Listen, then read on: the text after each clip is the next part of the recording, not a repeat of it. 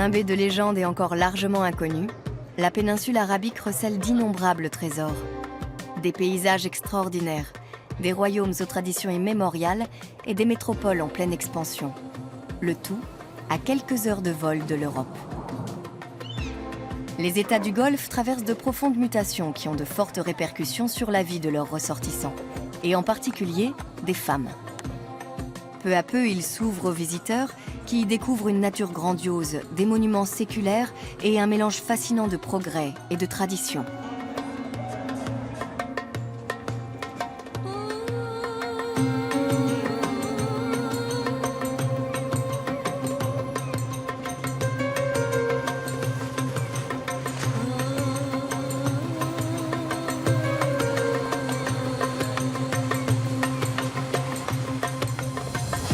Avec ses 1500 km de littoral rien que du côté de la mer Rouge, l'Arabie Saoudite pourrait être un aimant à touristes. Mais les pratiques religieuses et les lois et coutumes très strictes de ce royaume ultra-conservateur en dissuadent beaucoup d'aller y passer leurs vacances. Djeddah, porte de la Mecque et de Médine, les deux plus grandes villes saintes de l'islam. Du temps de l'Empire ottoman, Djeddah était un grand carrefour de commerce sur les bords de la mer Rouge. Aujourd'hui, c'est la ville la plus animée d'Arabie Saoudite.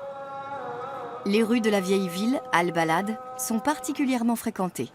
Un fait assez rare dans ce pays au climat torride. Sami Nawar, directeur général local de la culture et du tourisme, a contribué à faire inscrire le centre historique de Djeddah au patrimoine mondial de l'UNESCO. J'ai eu une enfance merveilleuse. J'ai grandi dans cet immeuble. Je jouais avec mes frères et mes cousins ici même. On se parlait du haut des maisons tours Roshan. Quand j'étais petit, je gardais les troupeaux, tandis que mon père se chargeait de les traire. Et on remontait le lait ensemble. Nous avions chacun une tâche attitrée. Nous étions réglés comme des horloges. De l'aube au coucher du soleil, nous vivions au rythme du quartier. Mais la modernité est arrivée à Djeddah. Et comme beaucoup d'autres, Sami a tourné le dos à Al-Balad pour s'installer dans un nouveau quartier. La vieille ville déchue accueille désormais principalement des travailleurs étrangers. Les familles ont commencé à fuir le quartier par manque de places de parking, à cause du sable qui entrait dans les maisons ou en raison de l'étroitesse des chambres. Les constructions modernes attirent de plus en plus de monde et les gens se vantent d'y habiter. Bien des choses ont changé depuis l'enfance de Sami. Actuellement, il supervise les travaux de rénovation de la mosquée Al-Mimar, à l'entrée de la vieille ville. La mission est de taille. Bonjour. Bonjour. Comment ça va, monsieur l'ingénieur? Ça va, Yassir? Monsieur l'architecte, quelles sont les nouvelles? Voyez par vous-même. C'est sans surprise. Donc on voit la pierre? Ici aussi? Oui, et pas n'importe quelle pierre. Yassir, tu peux balayer un peu? La mosquée a subi plusieurs transformations au fil des siècles, si bien qu'il est difficile d'en définir l'année exacte de construction. L'architecte pense qu'elle remonte au XVIIe siècle, mais Sami est convaincu qu'elle est bien plus vieille que cela. Selon lui, l'édifice a au minimum 600 ans. Nous sommes dans la mosquée Al-Mimar, une des plus vieilles mosquées dont la construction remonte à plusieurs siècles. Elle est actuellement en restauration grâce aux dons du roi Abdallah, paix à son âme, et de ses enfants. Nous nous trouvons à l'étage supérieur de la mosquée. Tout à l'heure, nous étions au sous-sol.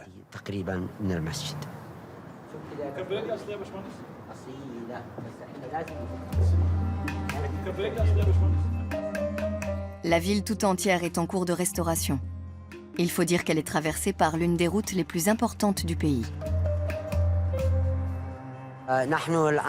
Nous sommes sur l'ancienne route du pèlerinage qui reliait la porte de la Mecque au port de la ville. C'est aussi le chemin qu'a emprunté le calife Othman ibn Affan il y a 1400 ans. Derrière moi, vous avez la mer à l'ouest et la Mecque à l'est. Avant le boom pétrolier et la vague de modernisation effrénée qui a suivi, des millions de musulmans du monde entier venaient à Djeddah pour rejoindre la Mecque à pied. Un pèlerinage de 70 km qu'ils font désormais en bus. Certains font encore un crochet par la vieille ville pour y acheter un bel exemplaire relié du Coran ou se procurer le nécessaire pour le grand ou le petit pèlerinage, le Hajj ou la Omra.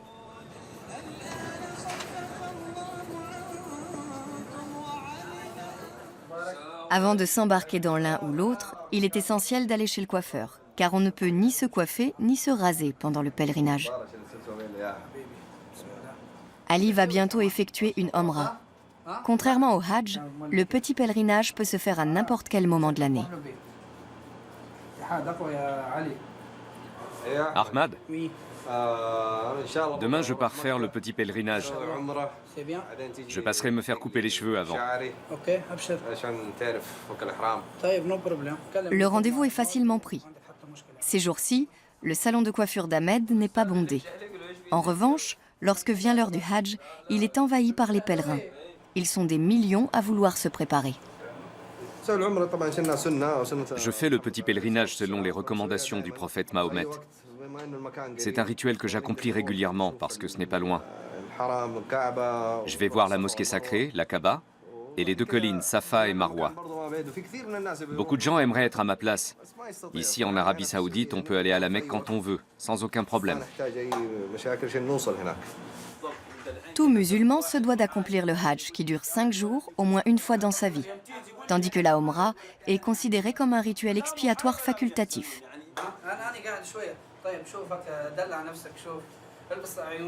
Ali est satisfait. Le premier pas vers la Mecque est fait.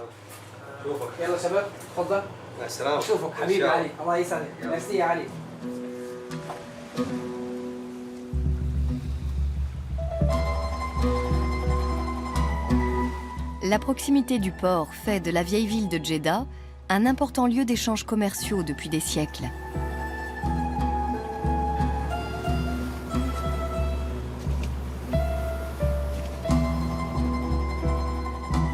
Épices, dattes, articles de mode, Al-Balad ressemble aujourd'hui encore à un grand bazar.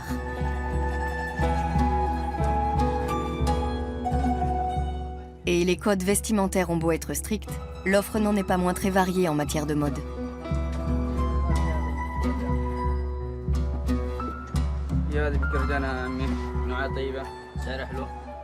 Le chémar, par exemple, ce foulard traditionnel à carreaux rouges et blancs, existe en un nombre infini de variations. En coton, en satin, en soie. De Valentino à Gucci, les maisons de mode le déclinent à l'infini et il peut coûter jusqu'à 250 €. À l'origine, on s'en servait pour se protéger le visage du soleil et des tempêtes de sable. Aujourd'hui, c'est un accessoire de mode très tendance. Sur le plan vestimentaire, les Saoudiens ont l'embarras du choix. Le kamis, cette longue chemise qui arrive aux chevilles, la plupart des hommes la préfèrent en blanc. Pour les occasions spéciales, certains osent toutefois la couleur. La forme aussi peut varier légèrement. Col relevé, col de chemise avec ou sans manchette, boutons apparents ou recouverts. Tous les kamis ne se ressemblent pas.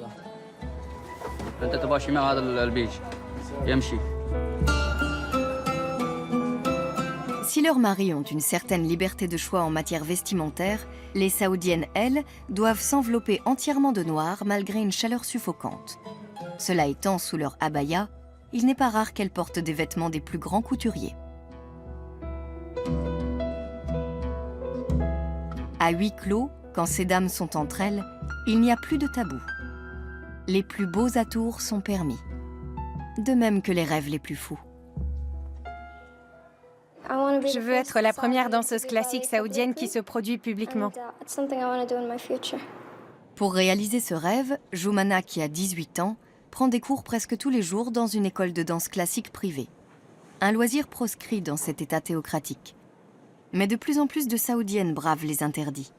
Après tout, les hommes ne sont pas admis dans leurs espaces privés, alors qui les empêche d'y faire ce que bon leur semble? Comme toutes les femmes d'Arabie Saoudite, Joumana est ravie que l'interdiction pour les femmes de conduire ait été levée.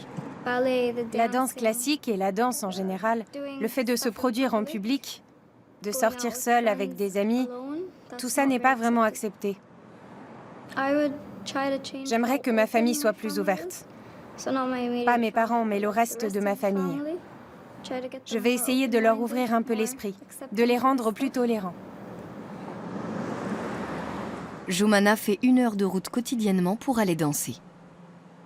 Aujourd'hui est un jour spécial. La jeune danseuse veut se préparer à son examen pour devenir professeure de danse classique. Si elle le passe avec succès, elle pourra enseigner sa passion. Un pas de plus vers l'indépendance.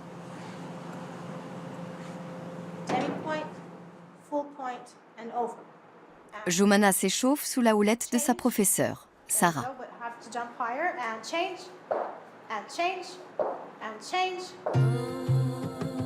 70% des Saoudiens et Saoudiennes ont moins de 30 ans et ont accès à Facebook, Twitter et YouTube. Ils savent donc ce qui se passe dans le monde et se sentent de plus en plus frustrés. Ils commencent à développer un esprit critique et à remettre en question certaines règles. Avec son ami Jude, Joumana rumine de plus en plus. Ici, les hommes et les femmes vivent très différemment. Les femmes restent entre elles et les hommes entre eux. On se mélange rarement, sauf dans le cercle familial rapproché. Ça me fait bizarre de me promener dans la rue en abaya de couleur, par exemple. L'abaya, c'est ce qu'on porte par-dessus le reste. Quand je suis avec mon père ou mes cousins, je suis plus à l'aise. C'est différent. Ici, les femmes seules sont généralement des cibles. On nous méprise, on nous regarde de haut parce qu'on est considéré comme inférieur dans cette culture. Parfois, je me demande ce que les hommes ont dans la tête. Probablement pas grand-chose.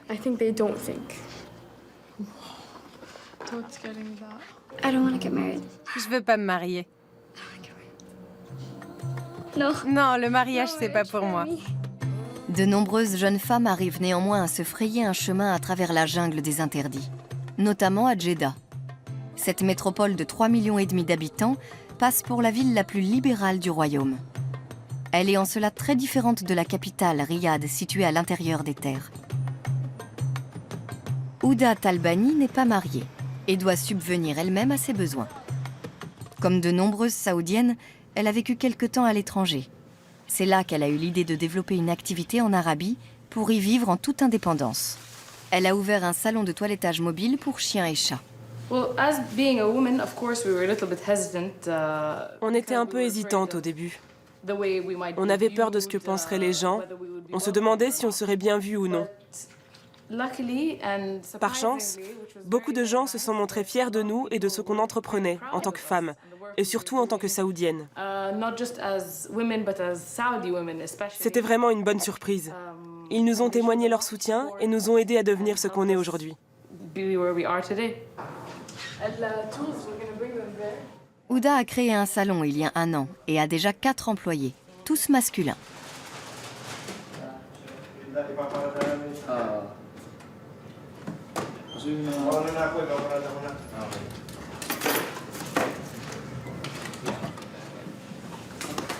Dehors, cependant, il y a encore des règles à respecter.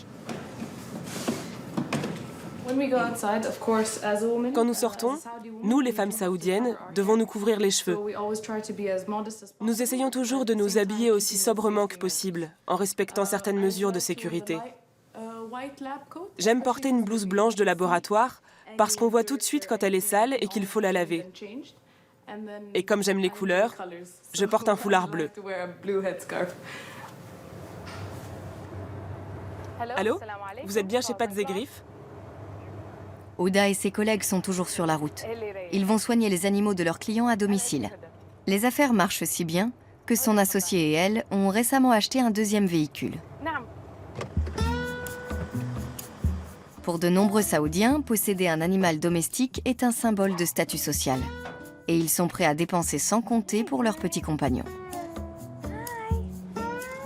Ouda fait très attention à se vêtir de façon appropriée lorsqu'elle rencontre ses clients. Mais dès qu'elle est de retour dans son véhicule de toilettage, elle se risque à nouveau à abandonner sa tenue officielle. J'enlève mon foulard et ma blouse parce qu'il fait très chaud ici. Et je ne risque rien, puisque nous sommes enfermés. Travailler à son compte, pour une femme d'Arabie Saoudite, c'est encore loin d'être la norme. Ouda n'a pu réaliser son rêve et monter sa propre affaire que parce qu'elle a bénéficié de soutien masculin. Par bonheur, mon père a l'esprit très ouvert. C'est quelqu'un de bien. Il m'a permis de poursuivre mes rêves, de monter ma propre affaire et d'apporter des idées neuves en Arabie. Si j'étais mariée, cette responsabilité incomberait à mon mari. S'exposer à une telle dépendance est trop risqué pour Ouda. Elle préfère rester célibataire.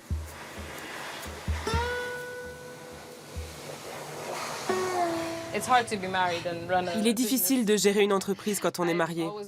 J'ai toujours été, pas rebelle, mais disons que je n'aime pas qu'on me dise ce que je dois faire.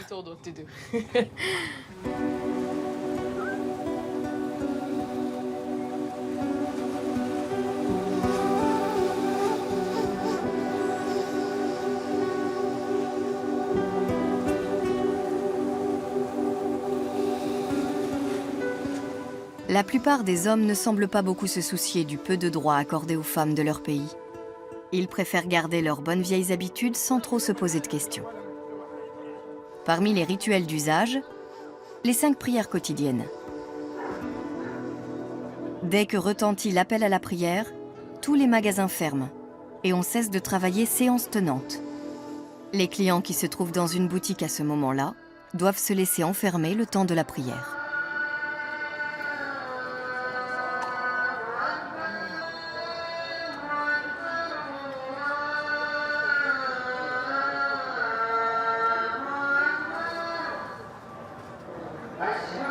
Pendant la durée des travaux de la mosquée Al-Mimar, les fidèles se réunissent à l'air libre.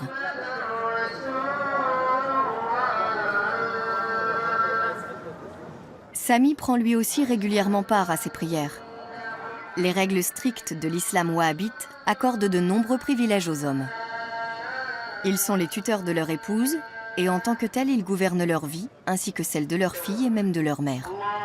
Ce sont eux qui décident si une femme peut ou non louer un appartement, ouvrir un compte en banque ou encore voyager à l'étranger. Un Saoudien peut en outre prendre jusqu'à 4 épouses. Les hommes ont le monopole du pouvoir et de la prise de décision dans la société.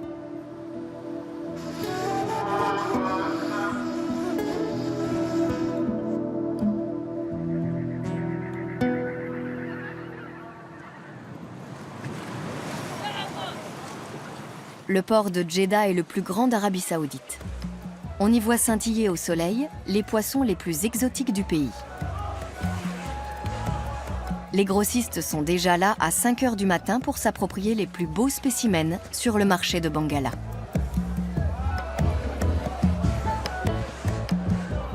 Après avoir jaugé la marchandise, on négocie. C'est la coutume avant de faire affaire. Marchander ici, c'est tout un art. Règle numéro 1. La marchandise n'a jamais de prix fixe. Son coût dépendra de ce que l'acheteur est prêt à mettre sur la table et des attentes du vendeur. Jamais un acquéreur n'acceptera le prix annoncé par le vendeur d'emblée. Mais il ne doit pas non plus faire une contre-offre trop basse, de peur de vexer son interlocuteur. Bref, à chacun de manœuvrer finement pour y trouver son compte. Elles frétillent, mes crevettes. Elles frétillent. Regardez-moi ça. Comme ça. Et voilà. Il bouge encore.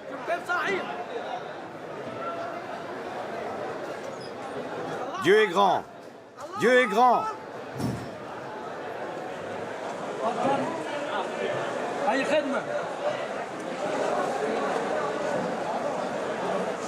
Sur le marché aux poissons, Djeddah montre son visage multiculturel. Comme beaucoup d'autres États pétroliers, l'Arabie Saoudite a recours aux travailleurs étrangers pour couvrir son besoin en main-d'œuvre. Le service est de qualité. Une fois payé, le poisson est écaillé et éviscéré sur place. L'acheteur n'aura plus qu'à le cuisiner. Tout cela se passe bien sûr entre hommes. Les femmes attendent dehors.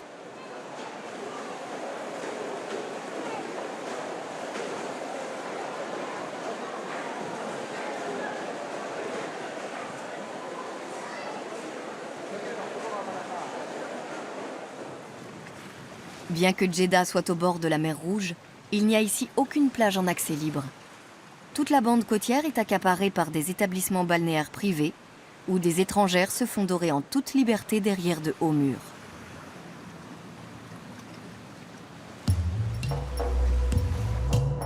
À une centaine de kilomètres à l'est de Djeddah se trouve la Mecque.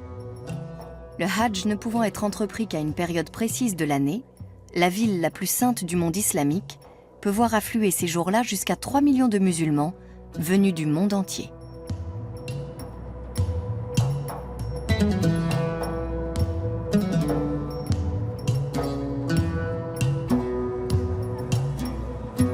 Ali vient d'arriver à la Mecque.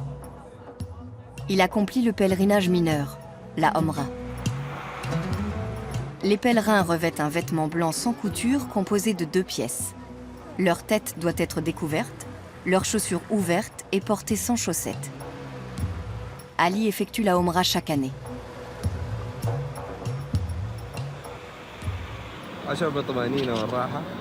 Les rites du petit pèlerinage me procurent un sentiment de paix et de sérénité.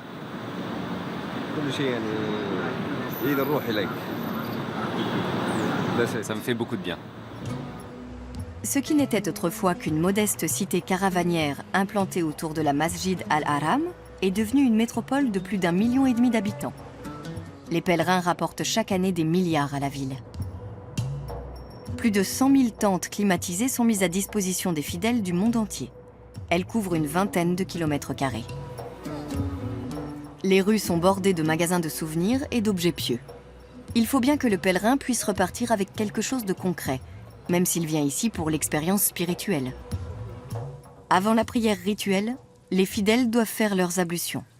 Sans cela, selon le Coran, toute prière est inutile. Quand je suis en tenue de pèlerinage, je me sens libre. C'est comme si je venais au monde pour la première fois. Ça fait partie de la tradition du prophète, la sunna. On ne doit pas porter de vêtements cousus. Il faut aussi être vêtu de blanc. Si on ne respecte pas ces règles, le pèlerinage n'est pas valide. Les ablutions comprennent un lavage consciencieux des pieds, des mains et du visage. Le Coran dit « À celui qui a fait la petite ablution selon ce qui a été ordonné et pris selon ce qui a été ordonné, il sera pardonné tous ses petits péchés antérieurs. » Week-end à Djeddah. Ici, comme dans toute l'Arabie saoudite, les jours fériés sont le vendredi et le samedi. Les familles en profitent souvent pour aller sur la corniche.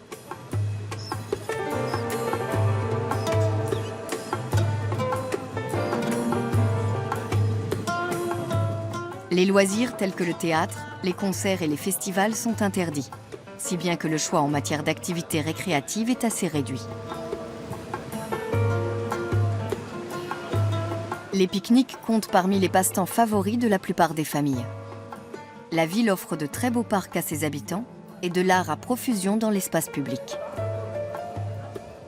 Imagination, rêve, aspiration, tout ne peut pas être contrôlé par la maison royale ou par la charia. Dans toutes les sociétés, même les plus restrictives, il y a des espaces de liberté qui ne demandent qu'à être exploités.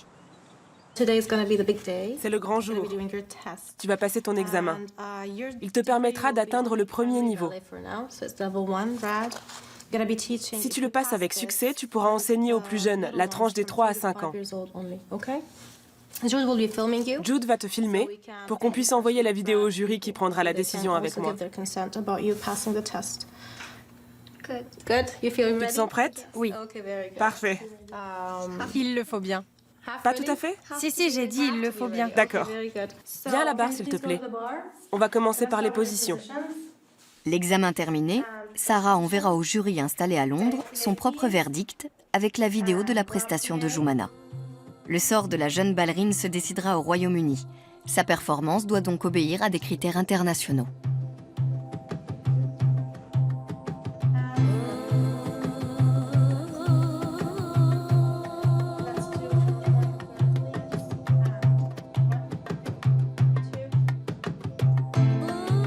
Joumana a vécu 7 ans aux États-Unis avec ses parents. C'est là-bas qu'elle a découvert sa passion pour la danse.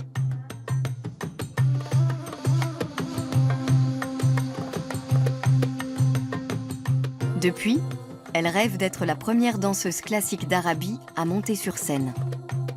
Elle s'entraîne pour cela 3 heures par jour après l'école. Et l'examen d'aujourd'hui montre que ses efforts ont porté leurs fruits. Joumana s'en est très bien sortie. Elle a été admise au premier niveau. Elle connaît tout ce qu'il faut connaître et sait très bien l'exécuter. Il lui faudra bien sûr travailler encore sa technique pour parvenir au niveau supérieur, mais pour ce qui est du premier, elle l'a obtenu haut la main. J'ai bien réussi. Je pense que j'aurais pu mieux réussir mes pirouettes et peut-être aussi faire de plus jolies mains et pointer mieux mes pieds.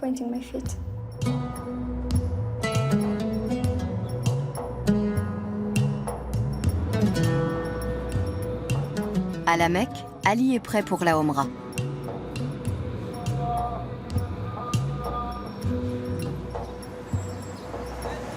Il est en état de pureté et de sacralisation. Jusqu'à la fin du pèlerinage, il doit renoncer à toute action susceptible de le ramener à son état antérieur. Il n'a pas le droit de mentir, de flirter, de parler pour ne rien dire. La vantardise, le gaspillage et la convoitise sont également proscrits. Dans la grande cour intérieure de la mosquée Al-Haram, s'il est interdit de filmer, l'usage du téléphone portable est autorisé. Au centre se trouve la Kaaba, un gigantesque bloc de granit qui constitue le plus important sanctuaire de l'islam. C'est le lieu vers lequel se tournent tous les musulmans pendant la prière. Si ce n'est déjà fait, il est temps pour les pèlerins d'entrer dans un état méditatif. Ali se sent déjà pénétré de l'âme du lieu. Je suis très heureux d'être revenu pour accomplir la volonté du prophète et suivre la sunna. Je me sens apaisé.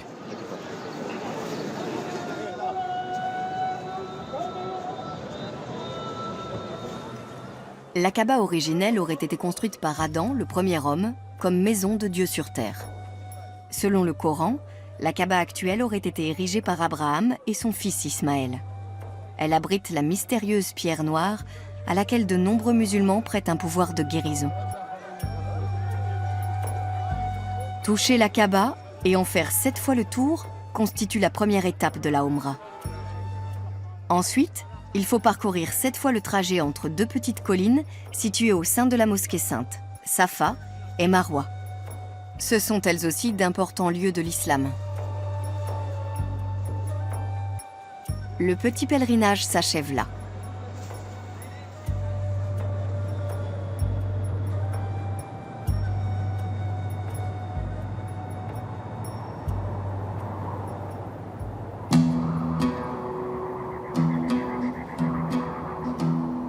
Derrière Djeddah s'élèvent les monts de la Cire, sur une ligne parallèle à la côte de la mer Rouge. Ils comportent quelques hauteurs dépassant les 3000 mètres. La chaleur moins intense en altitude permet de cultiver des dattiers. Les dattes sont une gourmandise nationale en Arabie Saoudite. On les trouve à tous les coins de rue. Leur récolte demande beaucoup d'adresse. Mansour Al-Madine et son collègue Maki Wahib doivent encore en cueillir quelques kilos aujourd'hui. Accroche-toi bien. Monte. Sois prudent. Continue, plus haut. Le palmier dattier peut atteindre 30 mètres. C'est une plante dioïque. Les fleurs mâles et femelles sont portées par des individus différents. Seuls les arbres femelles portent des fruits. Chaque année, on récolte plus d'1 million de tonnes de dattes en Arabie Saoudite. Et pour ce faire, il faut avoir la bonne technique. Pour monter, je dois placer mes mains ici. Comme ça. Pour descendre, je dois sortir mes mains d'ici. Mais si je dois descendre et que je laisse mes mains ici, je suis coincé. Je ne peux plus descendre. Pour redescendre, il faut faire ça. Et on remonte par là. Il faut avoir des jambes solides et la plante des pieds très résistante.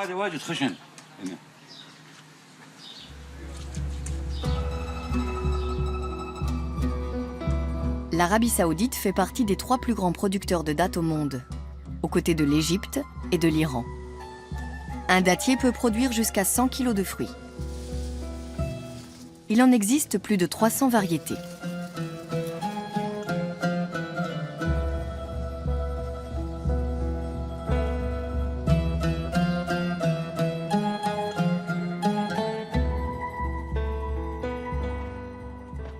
Le prophète, que la paix et le salut soient sur lui, nous a exhortés à prendre soin des palmiers. Durant le mois de Ramadan, on rompt le jeûne avec des dattes fraîches ou séchées. La raison pour laquelle on ne doit manger qu'un nombre impair de dattes reste un mystère.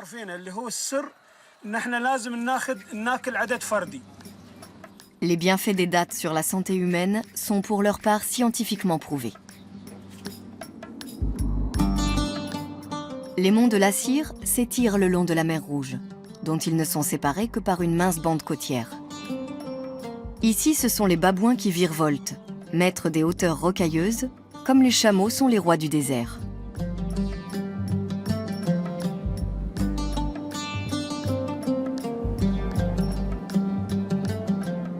Un peu plus haut encore, depuis près de 1000 ans, un village de pierre se détache des parois rocheuses, Rijal al-Ma'a. Au confluent des routes menant au Yémen et aux deux villes saintes de la Mecque et de Médine, ce bourg haut perché était un petit carrefour de commerce il y a encore 400 ans. C'est à Rijal al-Ma'a qu'est né un certain type d'art pictural décoratif dit al-Khat. Cette tradition, comme le village qui l'a vu naître, a été victime du boom pétrolier et de l'industrialisation. L'artiste Fatima Ali Abou Karras a entrepris de redonner vie à cet élément du patrimoine culturel. Plusieurs fois par semaine, de jeunes élèves viennent apprendre l'art du khat dans son atelier. On pourrait le définir comme une forme précoce de graffiti. Pour Fatima, cet art n'a pas seulement une valeur esthétique. Il évoque un temps où d'autres règles étaient en vigueur dans la péninsule arabique.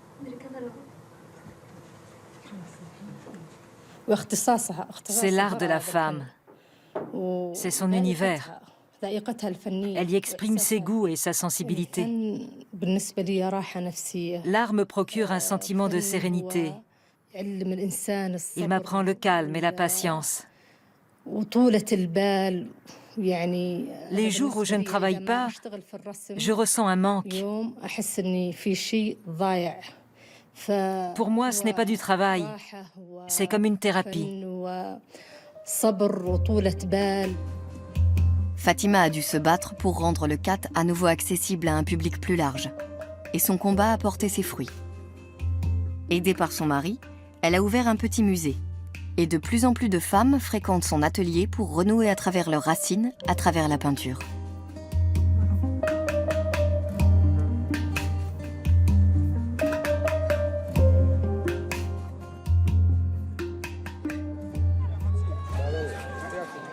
On accorde davantage d'importance aux traditions bédouines dans la province d'Assir que dans les métropoles Djeddah ou Riyad. Beaucoup d'habitants ici vivent encore de l'agriculture et du commerce. Tous les fermiers et artisans des environs se retrouvent sur le marché hebdomadaire d'Aba, la capitale de la province.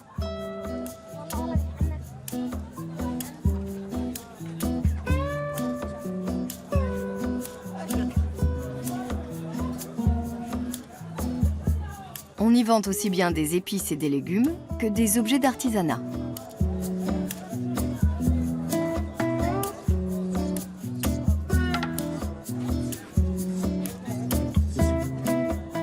Il y a même un coin où les femmes sont autorisées à tenir un stand elles aussi.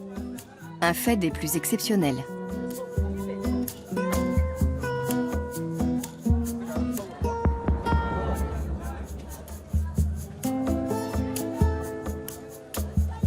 La plupart fabriquent des couronnes de fleurs, une parure de tête typique de la région, et principalement portée par des hommes.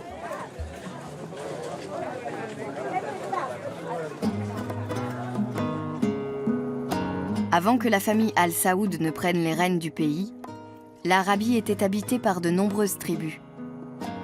À partir de 1932, elles ont dû oublier leur passé et se conformer à leur nouvelle identité saoudienne. Mais il en est qui ne se sont pas laissés faire. Les hommes fleurs d'Assir.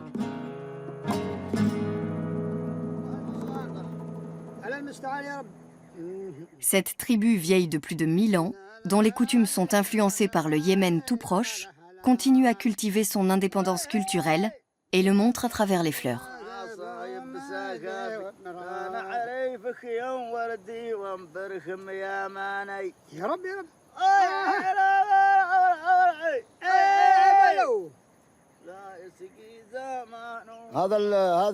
On porte cette couronne dans les grandes occasions pour sentir bon. On en fabrique aussi pour parfumer la maison. Ça diffuse de bonnes odeurs. On les porte quand on part en voyage aussi. Souvent, les hommes incorporent dans leur composition des herbes aromatiques censées soulager les maux de tête. Coiffés de ces toques odorantes et vêtus de costumes traditionnels, les hommes fleurs chantent, jouent de la flûte et ne passent pas inaperçus.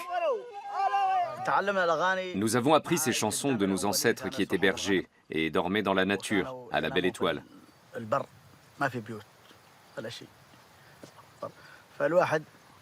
Alors ils chantaient. C'était souvent des chansons d'amour. La nuit, ils chantaient pour se rappeler les êtres chers. Et à l'aube, ils chantaient en menant paître les troupeaux. Ils chantaient aussi pour rassembler les moutons autour d'eux. C'étaient des bédouins. Ils vivaient loin de la civilisation et avaient leurs propres us et coutumes.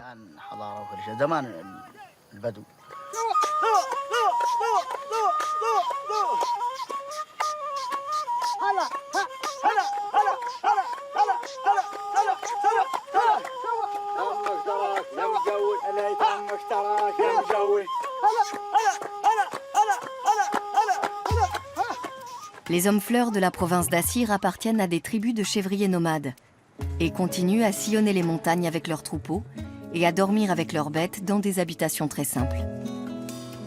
Si le monde des hommes fleurs semble d'un autre temps, ils n'en sont pas moins confiants en l'avenir, convaincus que leurs enfants et petits-enfants entretiendront la tradition.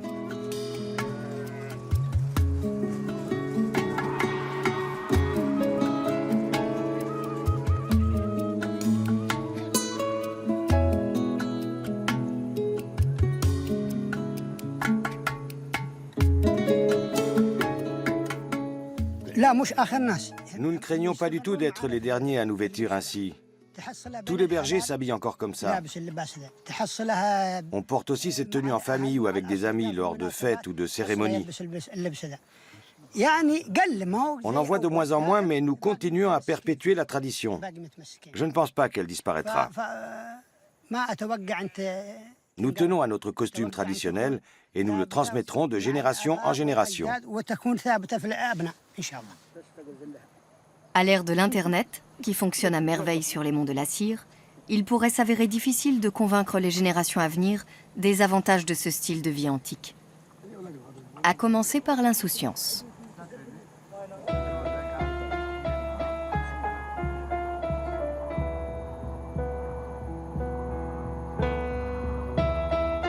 Au Moyen-Orient, on cultive des dattes depuis des millénaires. Si le fruit et l'arbre sont importants aussi bien pour les Juifs et les chrétiens que pour le monde islamique, c'est parce qu'on les associe au prophète Abraham, dont on raconte qu'il était très gourmand de dattes. Sous le regard critique de Mansour et de ses collaborateurs, les fruits sont maintenant triés. Les meilleurs seront vendus frais sur le marché et les autres seront mis à sécher.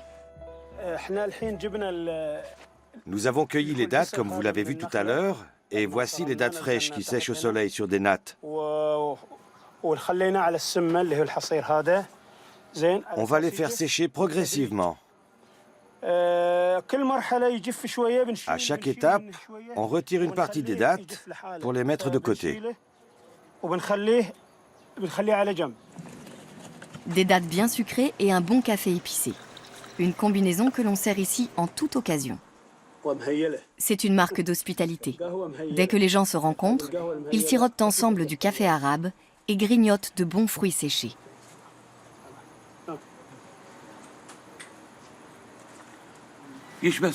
C'est comme manger des gâteaux, mais c'est mieux que les sucreries. Les dattes sont meilleures pour la santé. Il n'y a aucune contre-indication. Les dattes sont bourrées de protéines. C'est très bon pour la santé. Nos ancêtres vivaient des dattes. On dit qu'ils n'avaient besoin que de deux choses pour survivre. Un palmier et une vache. Un dicton qui vient du temps où les dattes étaient encore appelées le pain du désert et où elles adoucissaient le quotidien dans les périodes difficiles.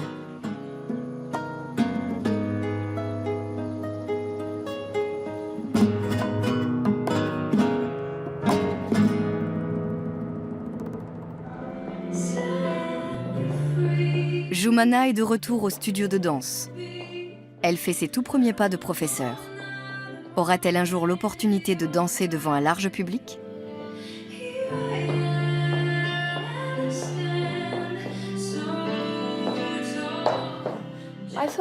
Je me sens vraiment heureuse quand je danse. J'ai décidé de faire de la danse classique parce que ça me passionne. Et puis, ça permet d'exprimer ses sentiments de différentes façons. Quoi qu'il en soit, un rêve s'est déjà réalisé pour Joumana. La voici professeure de danse.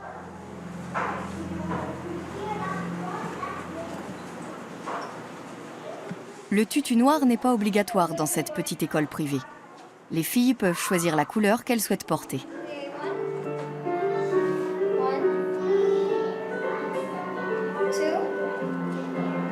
Une vingtaine d'élèves fréquentent le studio. La plupart sont plus âgés. Enseigner aux très jeunes requiert beaucoup de patience et de passion. La première difficulté est de les faire rester à la barre. J'aime enseigner aux enfants, car j'apprends de leurs erreurs.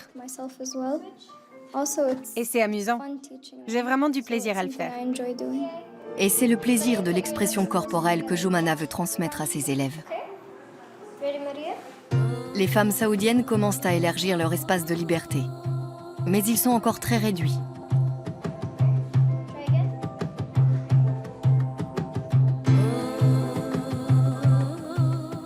Si je reste ici, je n'aurai pas le même avenir que si je vais vivre à l'étranger. Mais pour que j'aille étudier dans une université étrangère, il faudrait que mon père m'accompagne. Ce sont nos règles, nos lois. Depuis 5 ans, les choses ont énormément évolué. Les femmes travaillent. Elles ont beaucoup plus d'opportunités aujourd'hui qu'il y a seulement 2 ans. Donc ça devrait continuer à s'améliorer. Beaucoup de jeunes pensent comme Joumana. L'Arabie saoudite est en train de changer. Encore bien méconnu, ce royaume semble être à un tournant de son histoire et s'ouvrir frileusement, mais sûrement.